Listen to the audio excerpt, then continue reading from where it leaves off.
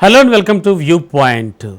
Sugar వ్యాధి అంటే మధుమేహ బాధితులు రాను రాను ఎక్కువైపోతూ ఉన్నారు. మరి ఈ నేపథ్యంలో ఈ షుగర్ వ్యాధిగ్రస్తులు రెగ్యులర్గా బ్లడ్లో ఉన్నటువంటి షుగర్ స్థాయిలన్నీ కూడా చెక్ చేసుకుంటూ చాలా మెడిసిన్స్ వాడాల్సి ఉంటుందనేది మనందరికీ తెలిసిన విషయమే. అయితే షుగర్ లెవెల్స్ పెరిగిన ప్రతిసారి కూడా ఇన్సులిన్ ఇంజెక్షన్ అయితే తీసుకోవడం తప్పనిసరి. మరి ఇది కొంతవరకు బాధాకరమైనా కూడా దీనికి ఒక ఆల్టర్నేటివ్ లేక చాలా ఇబ్బంది పడుతున్నారు. అయితే ఇకపై ఎలా ఇబ్బంది పడాల్సిన అవసరం లేదని నిపుణులు చెబుతూ ఉన్నారు. ఇన్సులిన్ తీసుకోవాల్సిన అవసరం లేకుండానే షుగర్ లెవెల్స్ను నియంత్రించేటువంటి ఒక సూపర్ మార్గం ఉందంటున్నారు.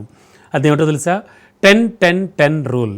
ఈ పద్ధతిని పాటిస్తే ఇన్సులిన్ ఇంజెక్షన్లతో ఇబ్బంది పడాల్సిన అవసరం దాదాపుగా తగ్గిపోతుందని కూడా వాళ్ళంతా చెప్తున్నారు. అయితే దీనికి ఏం చేయాలి? సాధారణంగా ఆహారం తీసుకున్న తర్వాత బ్లడ్లో గ్లూకోజ్ లెవెల్స్ పెరగడం మొదలవుతూ ఉంటుంది ఎవరికైనా. మరి మన బాడీలో ఇన్సులిన్ దీన్ని నియంత్రిస్తూ వెళుతూ ఉంటుంది.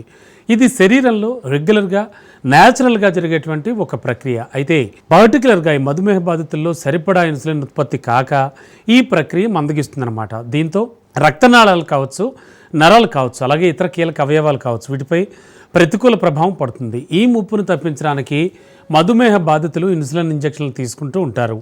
మరి అసలు ఇలా కాకుండా ఇప్పుడు నేను ఇంతకుముందు చెప్పిన ఈ 10-10-10 రూల్ ఏమిటి? ఇదేమిటంటే ఎర్లీ మార్నింగ్ బ్రేక్ఫాస్ట్ తీసుకున్న తర్వాత కరెక్ట్గా 15 నిమిషాలు గ్యాప్ ఇచ్చి 10 నిమిషాల పాటు నడవాలి. అంటే 1000 అడుగుల వరకు లక్ష్యంగా పెట్టుకుని కూడా నడవాలని నిపుణులు చెబుతున్నారు. ఫోన్ మాట్లాడండి లేదా మీ పెంపుడు జంతువులను వాకింగ్కి తీసుకెళ్ళండి. ఏదో ఒకటి ఓ వ్యాపకాన్ని పెట్టుకుని ఆ 10 మినిట్స్ కూడా నడవాలని చెప్తున్నారు. ఇదే పద్ధతిని యాజ్ ఇట్ ఈజ్ అంటే లంచ్ తర్వాత కూడా, రాత్రి డిన్నర్ తర్వాత కూడా అనుసరించాలని తెలిపారు. సో ఇదే 10-10-10 రూల్ అనమాట. దీనివల్ల బాడీలో ఉన్న కండరాలపై బాగా ప్రెషర్ పెరిగి గ్లూకోజ్ను మరింత ఎక్కువగా గ్రహిస్తాయని చెప్తున్నారు.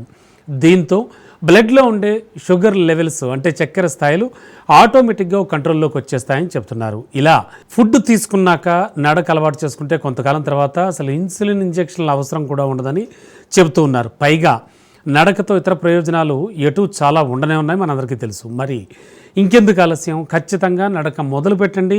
మీరు డయాబెటీస్తో బాధపడుతూ ఉంటే ఖచ్చితంగా ఈ విషయంలో వైద్యుల సూచన కూడా తీసుకుని మీరు ఆ పని చేయండి. అంటే 10-10-10 పద్ధతిని ఫాలో అవ్వండి.